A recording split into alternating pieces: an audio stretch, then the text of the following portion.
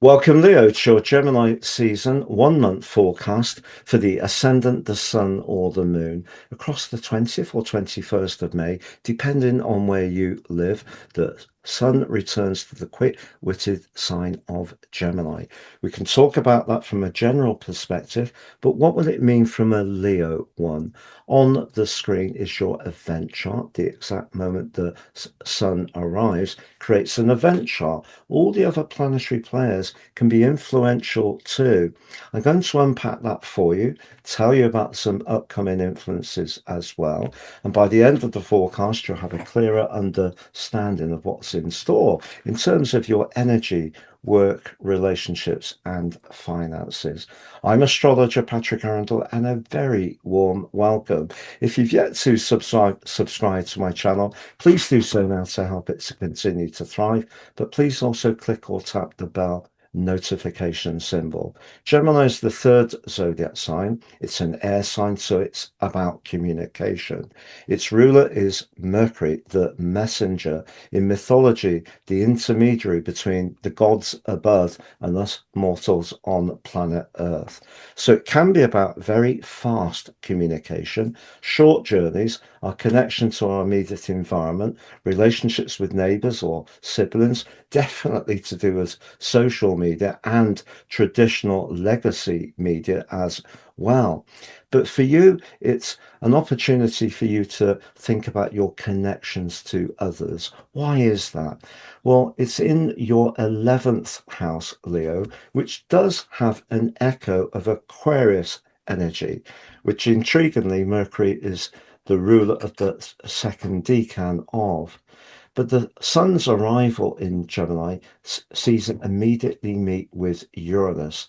Intriguingly, the co-ruler of the sign of Aquarius, but also the higher octave ruler of Mercury. So Uranus in the sign of Gemini, much more comfortable than he was in Taurus. The sun comes into an exact conjunction with Uranus the day after his arrival for the first time in 78 years. It's that rare. But also, we have Mercury, the ruler, forging two very important angles to Saturn, the planet of structures, but also Pluto, the planet of transformation in your sector of relationships. But the 11th house can be where we use that communication in terms of our higher purpose. It can be about our long-term plan. It can be our social interaction, can be our friendships. And this glittering array of energy suggests all of those areas are really going to absolutely burst into vibrant life for you. But this is why it's so important to look at the overall chart, because as much as that is outgoing, interactive, and potentially great fun, and could, with Uranus in the mix, see you making some sudden changes around your long-term plan, or doing something more daring, or breaking free of something that's limited you. Because we have this array of players in the sign of Cancer, which are in the 12th house, this is a much more emotional energy. Venus in this part of your chart could be seeing you thinking about someone from your past. It may be that you've just gone through a recent separation. You can certainly feel quite reflective generally about relationships and perhaps even about how you make money. But Venus is a planet of fortune, as is Jupiter, and Jupiter's in a lovely link with the moon.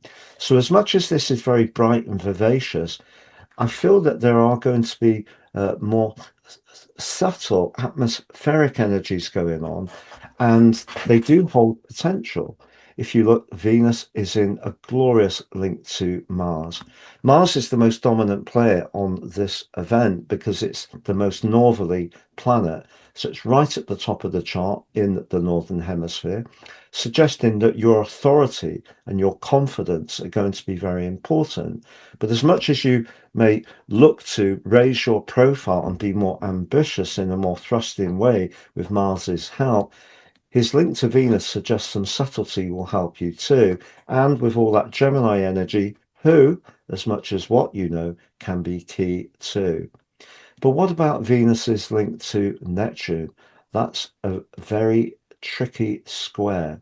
And that's in a part of your chart that's very much to do with opening up your world, travel, education, new experiences. If you are someone with a vivid imagination, Neptune is certainly amplifying that.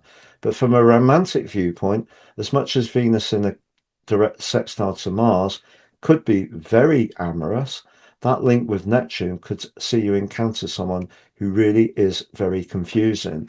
And that's where Uranus being on the Sun as the Sun arrives points towards the potential for separation, not just sparkling new connections.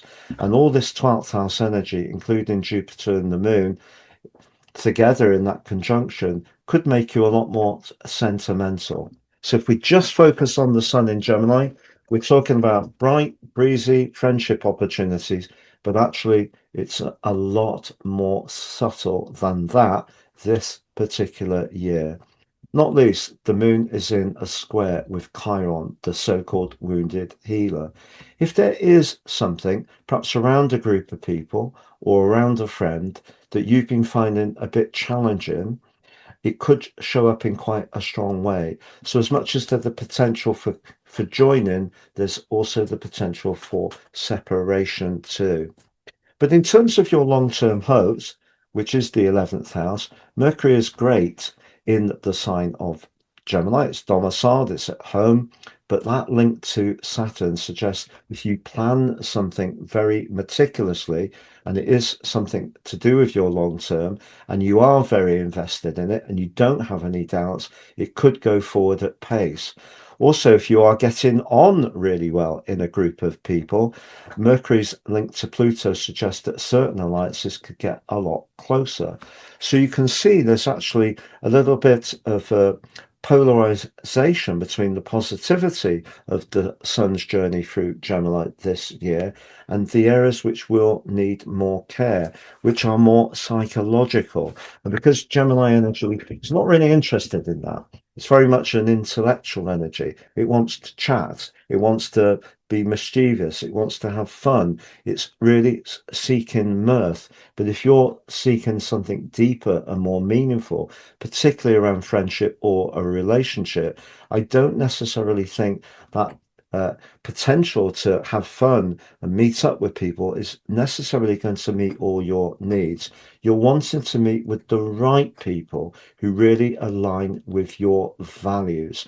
So if there are people who don't, those are the relationships that can come under the astral microscope over the next few weeks. Now, I mentioned those two aspects. For me, it's the sun moving forwards and linking back to Neptune in a sextile. What I feel that will do, if you are associating with people where you have very similar ideals and values, or it's something around the arts, creativity, or music, those relationships can really warm up.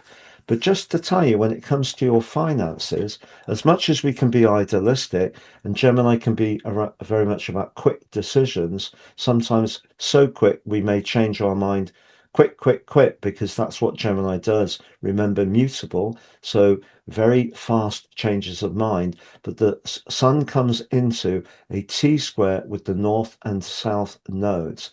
So if you are developing that long-term plan, but you're very much invested in the idealism, but you're not thinking about the financial basis of it, that's going to show up an issue really quite soon. So just be conscious of that. There may be a bit of a juggle. So if you are feeling inspired with Uranus's help to do something very innovative, very different, very much breaking, cutting edge, that's all fabulous. But just be aware, does it actually feel right, the North Node in Pisces? But will it work for your financial foundation too?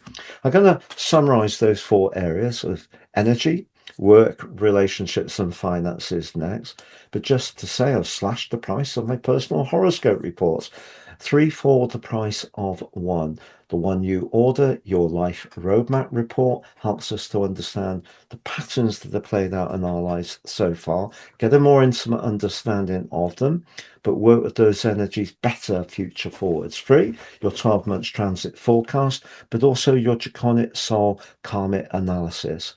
If your North Node in natal astrology is not late in Pisces or early in Aries, your draconic chart can look very different to your natal chart. It's a different way of looking at our cells, a more karmic footprint, but also a different way of looking at astrology, and it's fascinating. Please see below for more.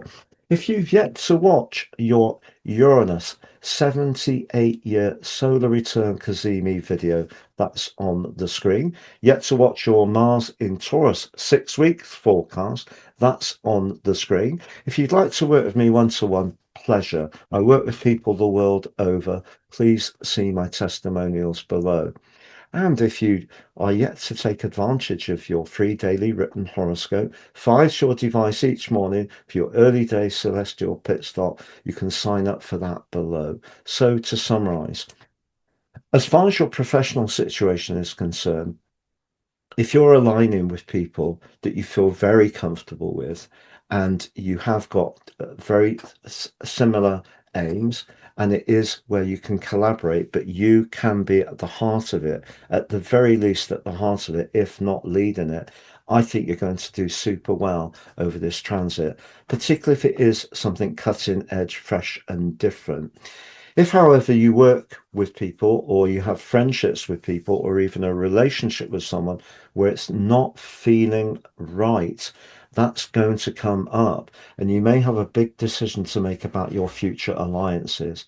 When it comes to your finances, well, that North Node, South Node, T-square with the Sun, particularly with Uranus in the mix, will need care because Uranus could make you quite impulsive, which is not necessarily, even though you're a fire sign, your thing, because you're a fixed sign. So just like Taurus, Aquarius and Scorpio, you appreciate a degree of continuity. Now, of course, because the Sun rules your sign, you can be very bold when you feel sure, but don't be too quick to make a decision without really analysing the details. But if you are collaborating with someone or really like people, Mercury's linked with Pluto and Mercury's linked with Saturn, very, very good. The Sun's linked with Neptune, very, very good. And these 12th house energies just suggest, as much as you can be drawn to people, you are very charismatic. What you're looking for at the moment is just not people who are fun, but also real. Thank you so much for joining me. All the best, Leo, and look forward to seeing you again soon.